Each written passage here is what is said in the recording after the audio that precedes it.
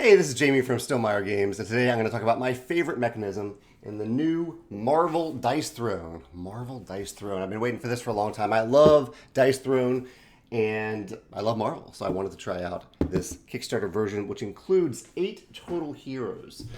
I guess they're not all heroes. Some of them are villains in the Marvel Universe, but many of them are heroes. And I love how easy the game is to get to the table. Like, you literally just pull out one of these compartments, plop it down on the table against an opponent, and start playing. There's a little punch board to punch, but other than that, everything is set up. Even the dials are pre-constructed, so you don't have to do that, which is really, really nice. I've only played this once so far. I played as Loki against Thor, and many of my favorite mechanisms in this game are the same as the core game, and I like that. I like that I didn't have to completely learn a new game. Very similar game in that you have this player mat of various abilities, and on your turn, you are going to be rolling dice up to 3 times to activate some of these abilities, or activate one of these abilities specifically. So you'll choose based on your final die roll what ability you want to activate. You'll activate one ability.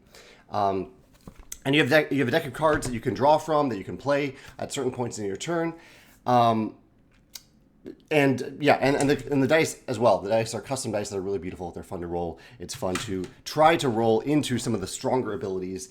In particular, the ultimate ability. This one down here. Each character has a very strong ability. It's the equivalent of rolling all 6s, and it feels really, really good when you hit it if you decide to pursue it.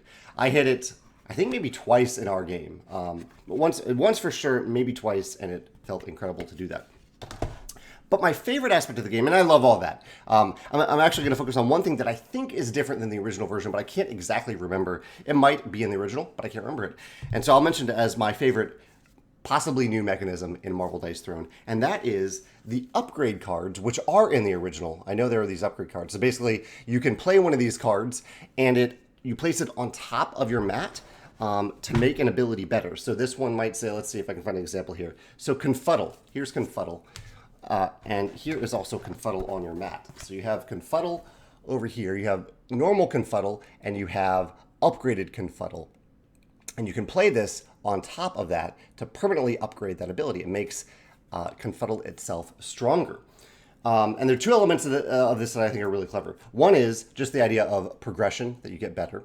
Another is that, and this is the thing that I think might be new, in Confuddle, you might notice here that in addition to Confuddle, on the Confuddle card is another ability that you unlock that isn't there on the original version. So now, when I upgraded it, I can choose Confuddle, or if I want, I could choose this other ability, Liar's Gifts. So I could choose that one instead. So it adds new combination of dice for you to pursue on your turn. That is the thing that I really, really like. I don't remember that from the core game, but I really, really like it here in Marvel Dice Throne, that you actually add new options based on these upgrade cards.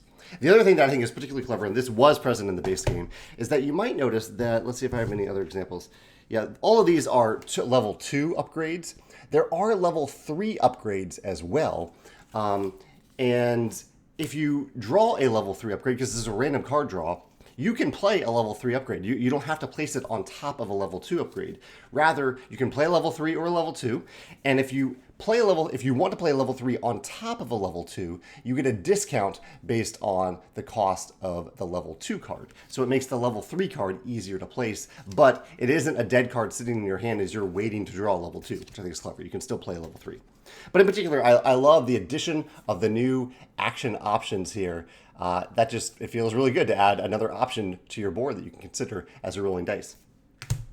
That is my favorite mechanism, in addition to all the things I already love about Marvel Dice Throne.